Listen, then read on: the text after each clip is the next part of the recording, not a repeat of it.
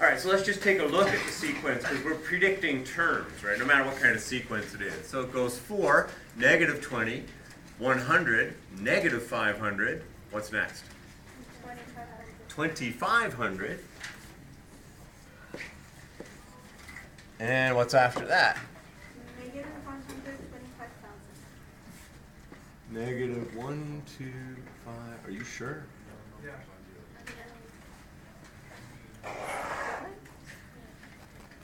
12,500 or 125,000? 12,500. Okay, so got to work on our how we say numbers. Okay, so what's negative 20 divided by 4? Negative 5. What's 100 divided by negative 20? What's negative 500 divided by 100? Okay, next sequence. 20 over 3, comma, 10 over 3, 5 over 3, 5 over 6. What's next? 5 over 12. What's after that? 5 over 24. Maybe we should do a little note here. What's 10 over 3 divided by 20 over 3?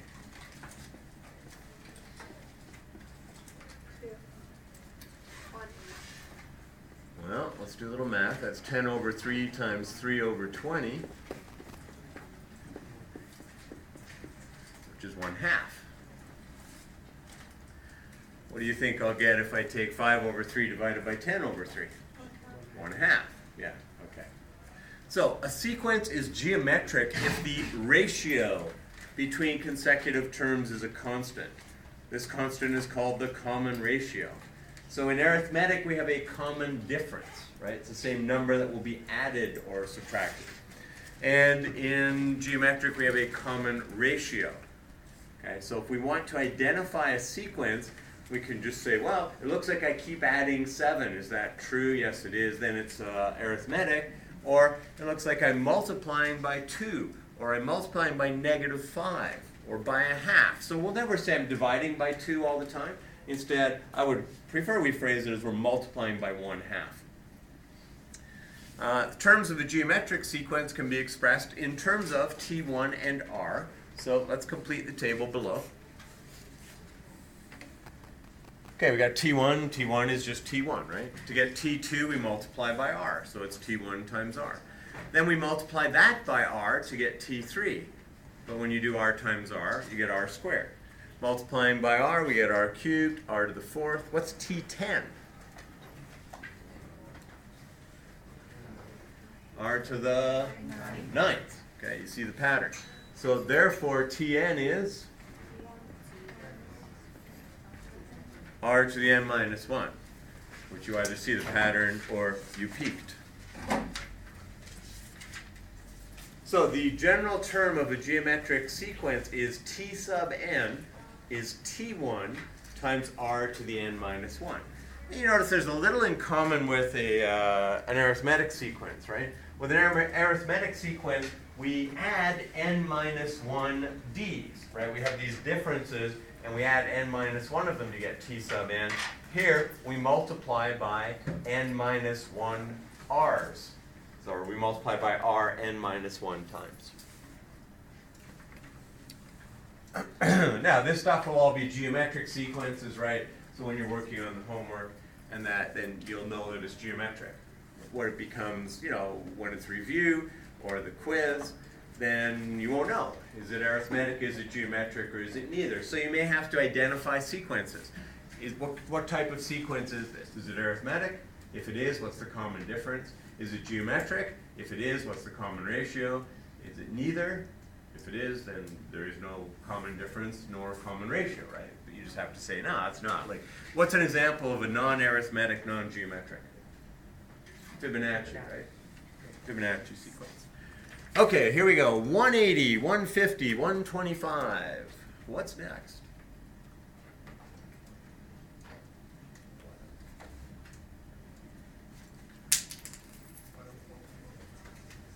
What?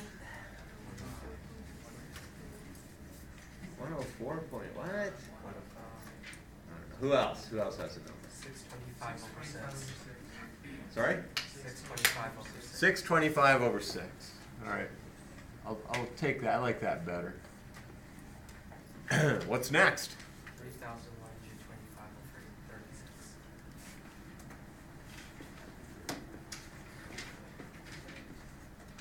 What's R? 5 over 6. How do you calculate R? How did you get R? I mean, you just look at it and say, oh, 5 over 6. 5 over 1. So you could have gone 150 over 180. Right? So, zeros cancel. And then what goes into 15 and 18? 3. Okay. So that's how you find R. Right? So that's how you determine R. Yes? I don't get how you got those values. Which values? The 625 over 6 and What's the common ratio? 5 over 6, but like wasn't mentioned in the other. Multiply that by 5 over 6. 5 times 125 is 625. It's 125 over 1, so then it's over 6. Okay, we like fractions, right? Fractions are what? Exact. Decimals are, sometimes exact, but this one won't be, right? Because you'll have sixths, and sixths are repeating decimals. Like 0.166666666 or 0.33333333. So we don't like repeating decimals, right? Therefore, we express things as fractional values. Fractions are exact. If at some point we need, like T20 or something, at that point we're likely to ask you round it to the nearest whatever, right? Because at that point we'll probably accept a decimal. So, a lot depends. But until then, you just express it as fractions. Okay, so you're good. Multiply by 5, 6, multiply by 5, 6. So what happened was initially the 6 went into the 180 30 times. That's why you got 150. 6 goes into 125 25 times. That's why you got the 125. 6 does not go into 125. Right? The only thing that goes into 125 is 5. How many times? Well, 3. It's 5 cubed, right? So. Okay, for the geometric sequence 1600, 1200, 900, we want the equation for t sub n. Okay? So how do we get that? What do we first have to do? Find R. Well, we know T1. Okay, what's R? What's an expression for R? 1200 over 1600.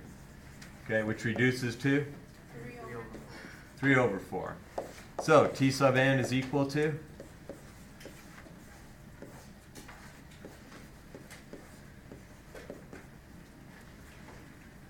(1600) times 3 over 4 to the power of n minus 1.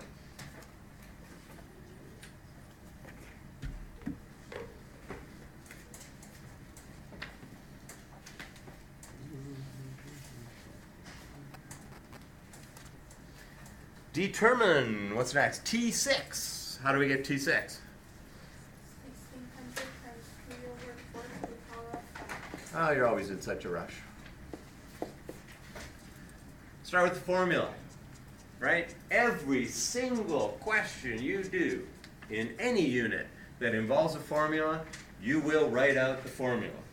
Okay? You do not substitute into it straight away. You write down the formula. That's how you start. It does a couple of things. It communicates to me, the marker, that you're using the correct formula. Okay? That you know what it is that's being asked. That communicates to you, clarifies your thinking too, right? Okay, I know this is a geometric sequence, so I'm writing down the formula for the term of a geometric sequence, right? Which is obviously going to happen a lot today because that's all the questions are on. But, again, when we move into review and into quiz, how do I know if it's arithmetic or geometric? You're going to tell me by what formula you use, right? So communicate, right? Clarify thinking. You're setting things up. That's your plan. What's your plan? Understand. I have to find the sixth term in the sequence. What's my plan? I'm going to use this formula. Okay, do it. All right, let's do it. So T6 is equal to T1, which is 1600, times 3/4 to the 6 minus 1. Okay, let's show a little more. So that's 1600 times 3/4 to the 5th. And now we can just answer that as a fraction reduced, which your calculator will do for you, right? So what is your reduced fraction lowest form answer for? 6075 over 60. 6075 over 16. Okay, did y'all get that? You all should be following along, right? Calculators out, trying this yourself. Okay, it's called practice. You're practicing. Okay, make sure that I can enter this in my calculator. What if I have problems entering it in my calculator? Okay, like I'm not sure how to do this. Well, that's what you want to figure out. Determine which term is 492075 over 4096. Whew. Okay, what's the plan?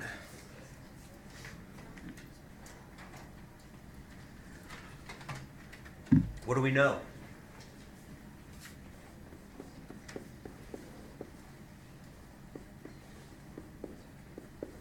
What are we going to call this? T sub n.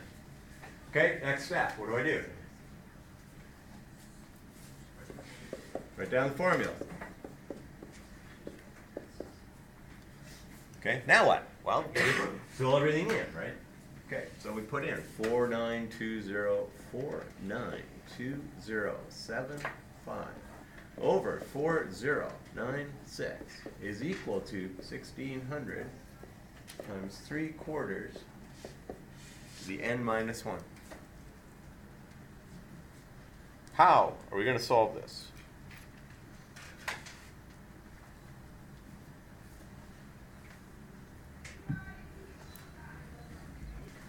Okay, so here's how we're going to solve this on our calculator, right? What we're going to do is we're going to graph, or sorry, we're not going to graph. We're going to, let's go into y equal, well, we could graph it actually. Sorry, I have to do this on here. Let's go into y equals, which this isn't, y equals, and what we can do is we can graph 492075, 492075 divided by 4096. Now when I hit enter, it'll actually give me what that number is, which is, oh, maybe not. And we can plot 1600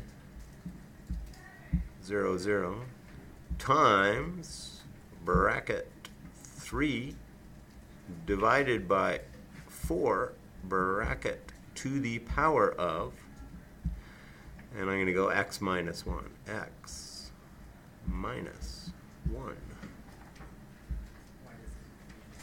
And I'm going to hit graph, and we're not really going to see much here. Mainly because the numbers are too big, right? So, okay, I don't see anything. So I need an idea. What is 492075, 492075 divided by 4096? 096. 120. Okay, so that gives me an idea for my window. So my x values are the powers, right? They're the values that are here. So they could start at 1 or 0 or whatever, right? But they won't be negative, so I'm going to take that down to 0. And let's go up to, say, 20 and a scale of 1. My y min, I want y to be around 100, right? So we'll go from 0 to, oh, let's say 150 by tens maybe. And let's hit graph.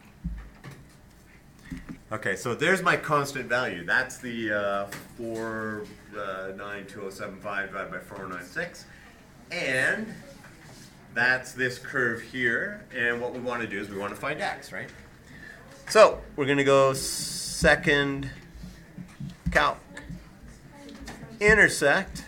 And it's, it's pretty close to the point. So I'm going to go 1, 2, 3. And we find out that the x value is 10. Okay? So these are true when x is 10.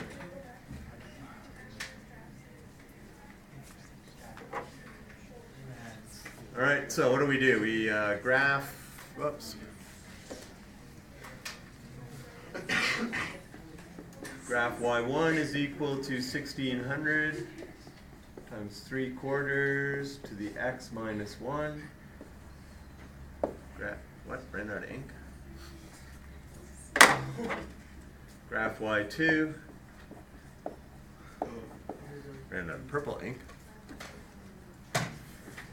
Is 492075 divided by 4096. Second calc intersect. And we get n is equal to 10. Is there Okay. a different way of calculating that? Yeah, you'll learn it next year. So the question is, how do we solve for an unknown exponent? Well, I mean, we could have divided both sides by 1600 and then did it, right? We would have just changed the numbers. Okay, but, yes? What is that thing beside x minus 1? Like in between? To the power, it's a caret. It's called a caret. It's an upside down V. It's the to the power of. Why is it called a caret? It's not a caret, C-A-R-R-O-T caret. It's a C-A-R-A-T caret. It's a typographical symbol, I believe, which then got co-opted when computers came about to say, hey, we need something for to the power of. And somebody said, hey, let's use that upside down V, because we don't use it for anything else. Right? It's like, what do you call this symbol here? No, which one? Tic-tac-toe. That symbol. Sure. Really? Nobody calls it hashtag? I call it Hashtag. Yeah. Well, speak up. I just said it. You hear me. Oh, well, speak up. Fine. If the mic picked you up, I apologize. Let's say above It says second calc intersect. Okay, so we're using the intersect function on the calculator. Oh, we've got a window. Let's put the window in, right? Because otherwise people will be all confused trying to duplicate this. So actually, I already put the window in. I will show you the window. So here's the window. All right, so I needed to get an idea of what 492075 divided by 4096 was, right? So I had to calculate that separately just to see it was around 120. Okay, so that I could set my window so that the y values went to at least 120. That would give me the straight line, which was on 49 whatever divided by 49. Yes. Second, then calc. Have we not done any intersects on these before? Yes, we have. Yes, we have. Okay, those of you that don't have TIs, you get them. I'm not giving it to you on a test. So if you need it and you don't have it, too bad, so sad. All right? You've had 3 months to get it. Don't expect me to be loaning you one unless you come to me with one and say that my batteries are dead or won't turn on. But don't come to me saying, hey, here's my little scientific calculator I've been using and I borrow a TI. The answer is no. You'll just get that question wrong or have to figure out how to do it yourself. Here's a hint. Learn how to do logs if you want to learn how to do it without using a graphing calculator. You need a graphing calculator. So you need to get one. TI 83, 83 plus, 84, 84 plus, 84 plus silver. You can get the fancy color one if you like, but you know, an 84 plus would be fine. An 83 plus would be fine. I don't think 83s are allowed anymore, so don't get an 83. Get at least an 83 plus. All right, let's continue. Yeah, look, that's hashtag now, right? Like I used to call it the number symbol or the pound sign, but now it's hashtag. Yes. So in graph y, what were you saying?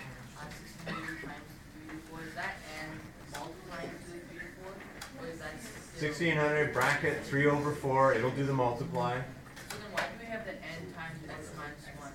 That's not an n. That's a caret. We went through this. That's an upside down V. Oh, I get it. Okay. This thing here, which Richard asked about. I'll rewind the video. You can listen, right? What's that thing there that Jay's not paying any attention to? It's called a caret, I said. Which then led into a what's this called? And somebody who thought it's hashtag because it's been co-opted by Twitter, right? So now it's a hashtag. I've asked my kid, what do you call that? It's just hashtag. And I call it like pound or number sign, right? But not anymore. Aren't you the Twitter? How many of you have a Twitter account? Really? Only a few of you? People use it on Instagram more often. I don't know. I think I was looking at all the pictures from New York City last night on Twitter, right? Like all the flooded subways and That place could be a mess for a while. All right, let's continue on. We have a lot more examples to do. In a geometric sequence, T1 is 12 and T6 is 91.125. That is actually exact, right? 0.125 is what as a fraction? 1/8. Very good. Determine the common ratio. I don't expect you to write that as a fraction. You can use it as 91.125. Okay, so what are we going to do? What am I going to write?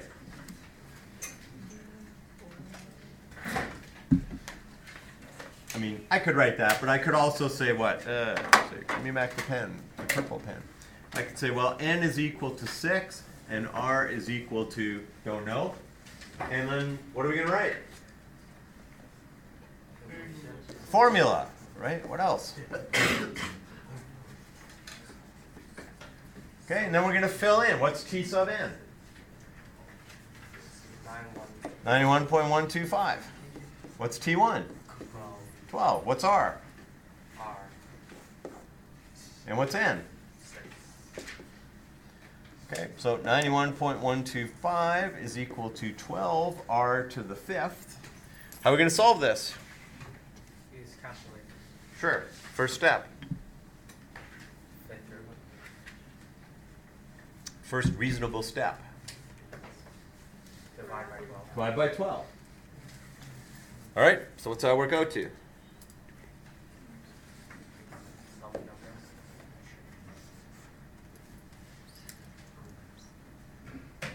No, that's not a 2, obviously. 7. 7.59375 equals R to the 5th. How do we get R? The 5th root of. You know how to do that on your calculator? Yes. I can show you.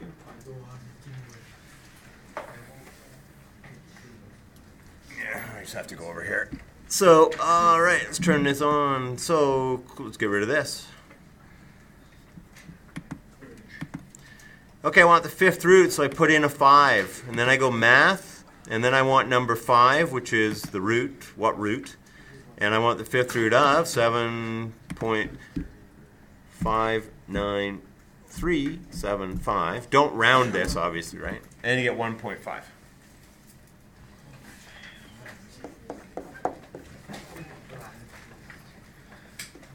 So the common ratio is 1.5. Questions?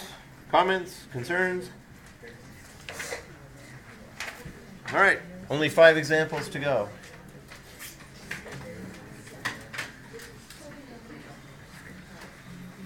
Just think, you could be just sitting at home watching so boring.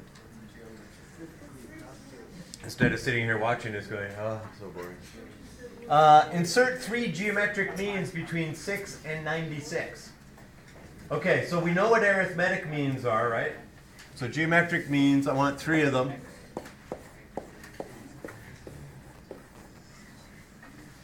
So what this question means is you've got 6, comma, some number, comma, some number, comma, some number, and then 96. And those numbers, 6, the first blank, second blank, third blank, and 96, form a geometric sequence. Okay? So we have to figure this out. So we could say, well, this is T1, T2, T3, T4, and T5.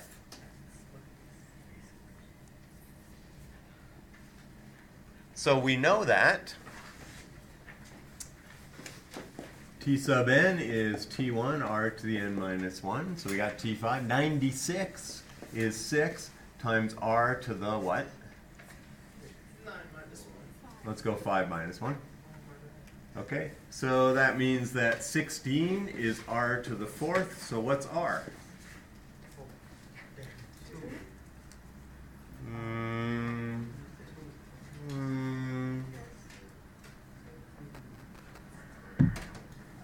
I'm not satisfied.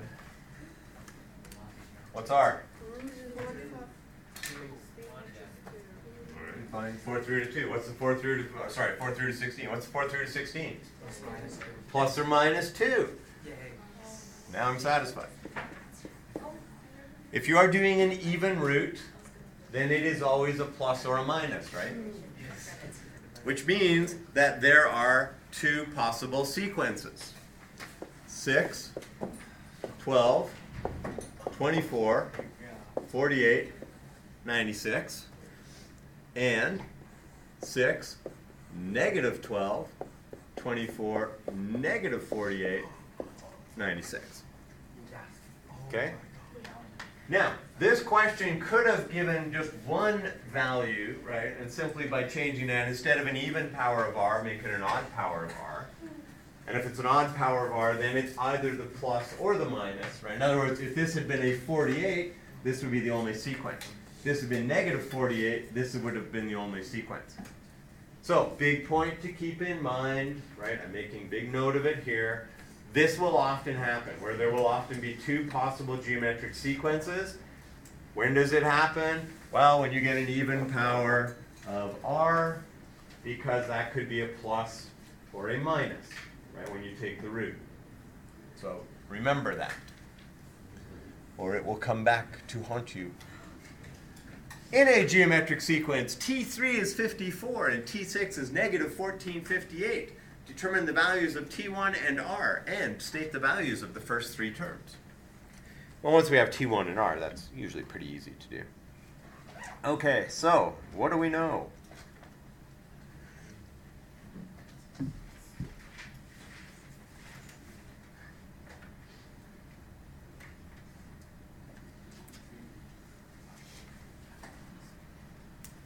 Yeah, I'm looking at the key here, but here's how I like to do it. So I like to say, okay, T6, keeping in mind, right, that T sub n is T1 times r to the n minus 1, then T6 will be T1 times r to the fifth. And T3 will be T1 times r squared, right? Just simplified expression for both T6 and T3. And here's how we're going to solve it, right? Here's what we're going to do. We're going to say, okay, T6. Well, that's negative 1458 is equal to T1 times r to the fifth. And what are we going to say for T3? Well, for this line with the T3, we're going to say 54 is equal to T1 r squared. And what we're going to do is, we're just going to divide. So we'll take negative 1458 divided by 54, which is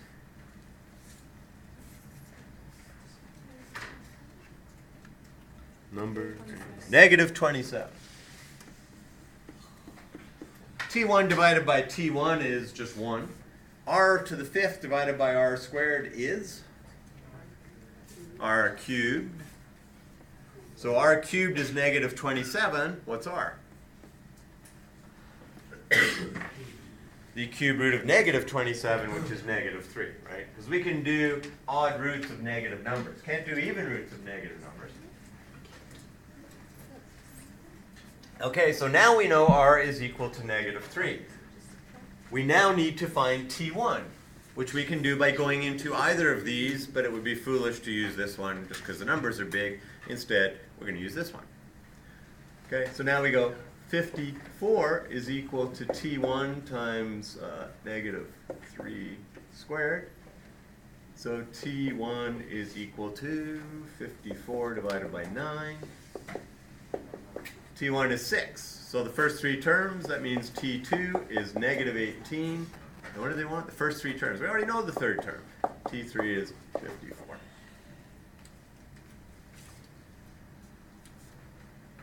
Questions? So another way you can say this is, well, look, we know T6. So we know that T6 is equal to T3 times r cubed, right? Because T3 times r gives me T4, times r gives me T5, times r gives me T6, right? So T6 is equal to T3 times r cubed. And that would lead you to, negative 1458 is equal to 54r cubed, which then leads you to this. Negative 27 is r cubed. So that's another way you can think about it, right? Is, well, how many r's do I have to multiply this by? Okay? Or you can divide it out like this, right? So it's just sort of dividing top and bottom. Questions? Concerns? Moving on.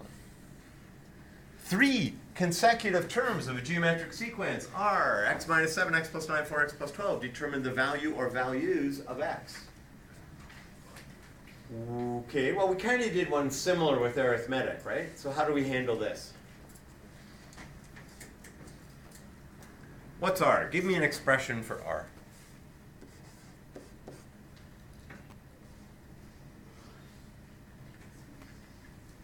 Think way back to like the beginning of this class. What's r? X plus 9 over x minus 7. What else is r? 4x plus 12 over,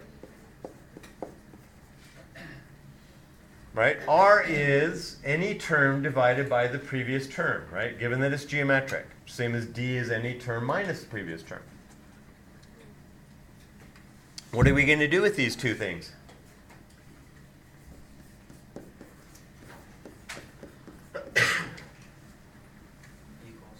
Equals what?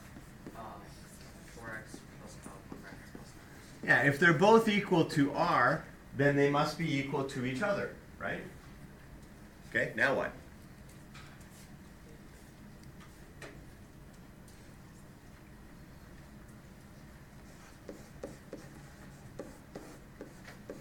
What's the matter? We didn't do so hot on the solving rational equations thing? Well, you're solving a rational equation, right? There are non-permissible values. We'll kind of keep them in mind. What are they? Negative 9 and 7, right? So, you know, we should probably. NPV. Just in case we solve and x comes out, you know, ends up as negative 9 or something. All right, what do we got?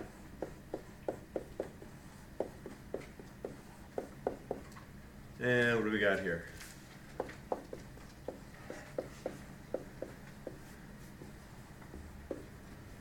Yes, no, maybe, I don't know. Did it right, did it wrong? I'll trust you guys all look at the key. Looks okay.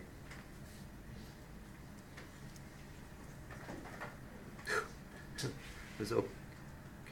Oh, that's a 3. All right. Okay, so now what? Well, so, you know, 3x squared minus 34x minus 165.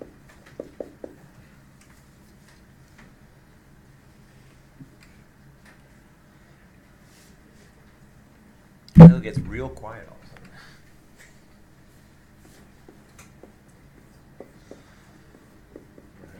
Thinking or avoiding thinking? 3, okay. Numbers multiplied to 165. Probably not 1 and 165. 15 and, what, 15 and 11? That give me a 45 and an 11? Yeah, give me a 34. I can get a 34 out of that. So minus 15 plus 11.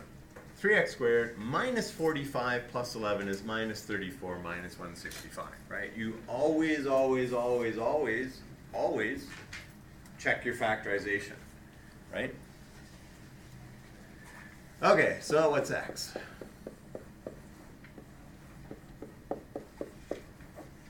Negative 11 thirds or 15, neither of which are non-permissible values, therefore they are permissible values, and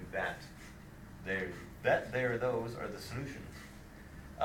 We could fairly easily check the 15, right?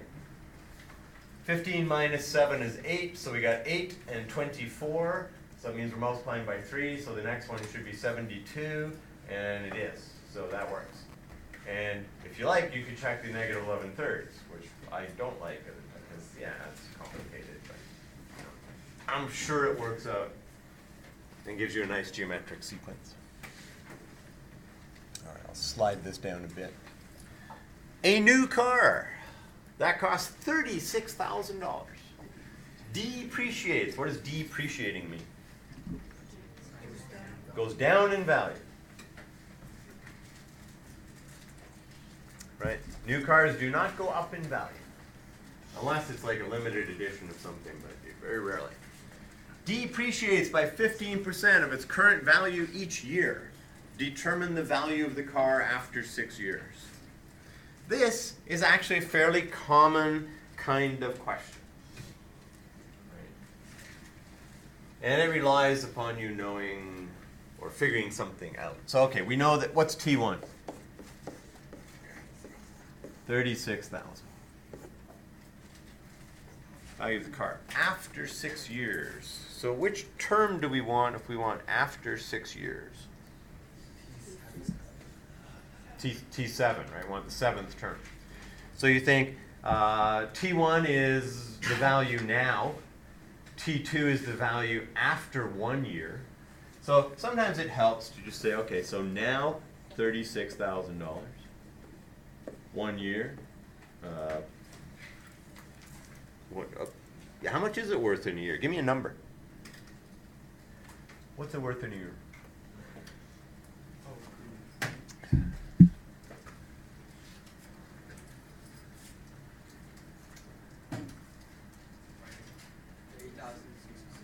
$30,600. All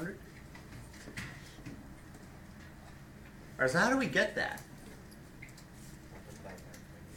Multiply by 0.85. Why are we multiplying by 0.85? Because it says it depreciates by 15%. Because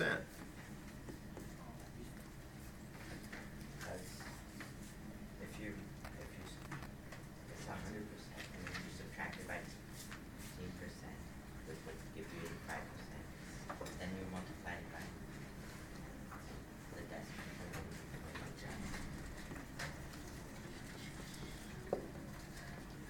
Right. Okay? So it's like if you walk into the store and you see that this jacket is 30% off and it's a $100 jacket, then you can think of that two ways, right? You walk in and say, oh, it's a $100 jacket, it's 30% off, I'm going to save $30. $100 minus $30 is $70, so I'm going to pay $70. Or you could say, it's 30% off, which means I'm paying what percent of the original price? 70%, and so it's 70% of 100, I pay $70. Right? That's the way I do it. I walk in and say, yeah, 30% off. That means I'm paying 70%. What's 70% of the number? Because I want to know how much am I going to pay, not how much am I going to save. I don't know how much I'm going to save. I'll go to Costco because they don't do percent. It's like, save $4.17 on this particular item. I say, ooh, it's on sale, so I buy it. So, do you need this? No, but I saved $4.17. Come on, look at it. It's only like $8, man. That's like 33% savings.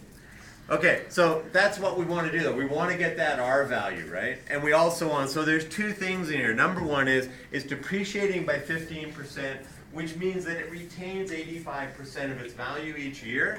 And the second thing is that if I want to know after 6 years, so this is after 1 year, after 2, and to after 6. So this is T1, this is T2, this will be T7. Right, so it's figuring out that we want T7. Okay, so we need n is equal to 7. Write down the formula. T sub 1 is Tn, r to the n minus 1. T7 is equal to 36,000, 0.85 to the, can I just write a 6 there? Will you be happy enough with the 6, right? You know that it's an n minus 1. At some point we have to take bigger steps. And what's 36,000 times that number? 13,577.38, right?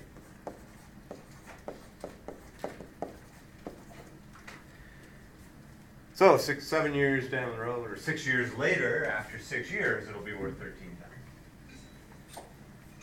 Actually, that's not exactly how a car depreciates. Usually it loses most of its value in the first few years. So you're better off buying like a 3-year-old vehicle or something because it's done its depreciation, or its major depreciation, and then after that it slows down. A photocopier will only enlarge an image by 10%. Determine how many enlargements it will take for an image to be over twice its original size. Okay, so what are we going to do?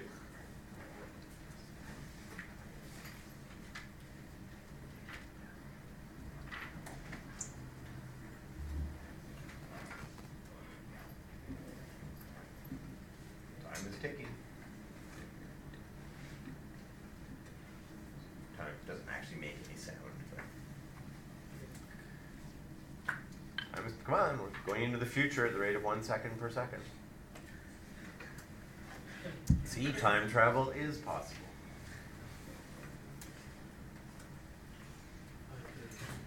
All right, what's T1?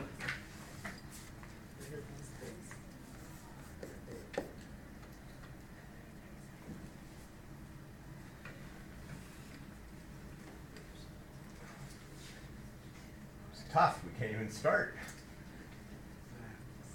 What if I call T1 1?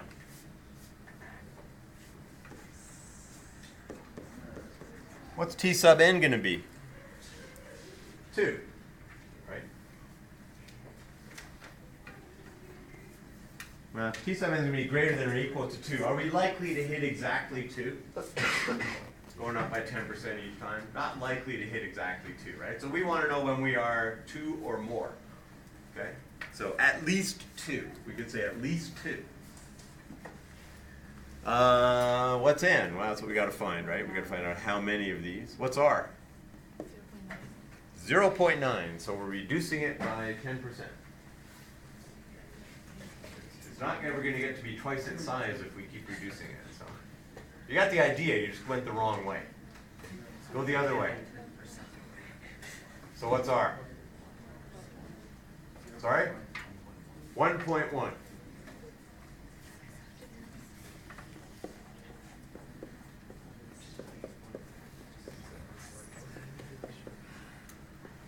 So it's 100% plus 10%, right? So it's just like your coach is urging you to give 110%. Okay, and what is that as a decimal? 1.1. Okay, so we're going to start off with size 1. Okay, so we could do this. Let me make a little table here just to clarify our thinking.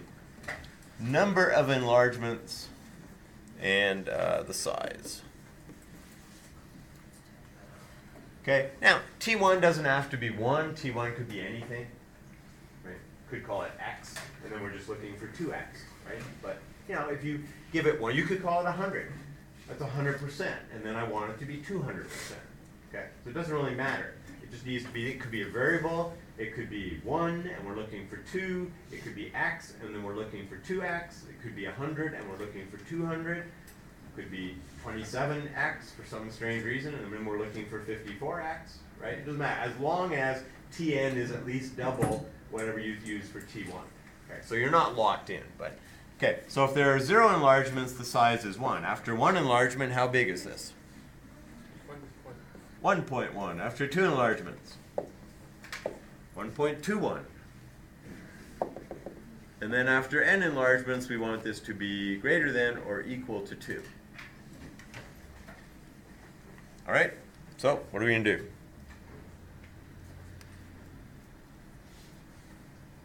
We're going to extend the page. Slide this up a little bit. Well, we're going to say, I don't know much, but I do know that Tn is equal to T1 times r to the n minus 1. What's my T sub n? 2. I want it to be double the size. Let's make that a 1. R, oh wait, we know R, right? 1.1 to the n minus 1. What's your first step? Divide both sides by 1. So this is why it didn't matter, right? If you said 2x and x, you would divide out the x just to get the 2. If you said 27, and now I want it to be 54, you go 54 divided by 27 to get the 2. So eventually you would end up with simply 2 is equal to 1.1 to the n minus 1. And how might we solve that? We could do it on the graphing calculator, right? But first, we'll much better. Pull up a chair. Aching back. Okay, so I'm going to set this to 2. I'm going to clear the stuff out. Clear, go down, clear. Go back up. Let's make this a 2. Let's make this a 1.1 to the, and I like brackets here, so x minus 1. Can't use n. And I'm going to go zoom standard because a standard window would be better than the one that we had. So there's 2, and there's 1.1 to the n, and oh, look, it crossed somewhere up about here. So let's find out. Second calc, intersect. So I'm just going to move along until it gets about to the point of intersection, and then hit enter 3 times. 1, 2, 3. And we get 8.275. So what do we need? 9. Need n to be 9, or x to be 9. Okay, now another way you can do this, of course, you could always just go look in the table, right?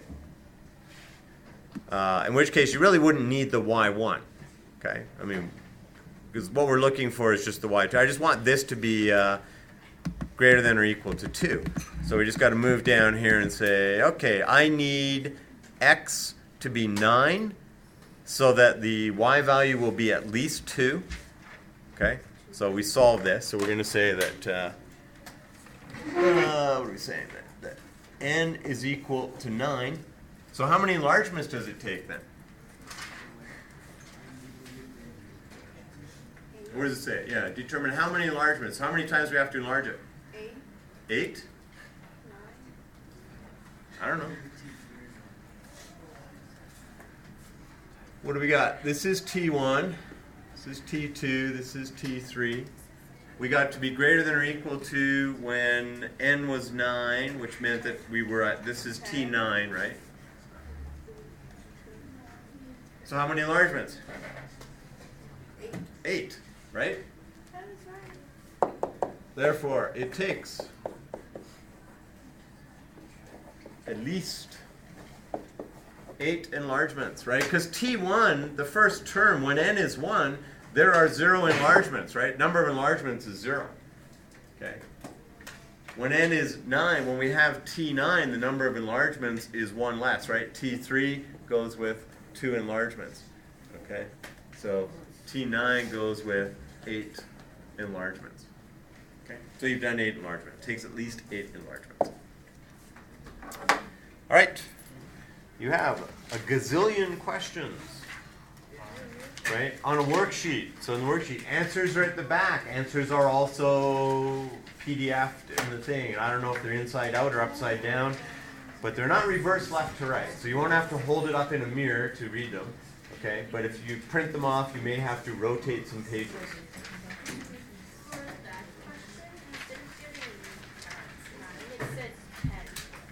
It lied. What did you put in your calculator? Hang on, let me just finish this. Just say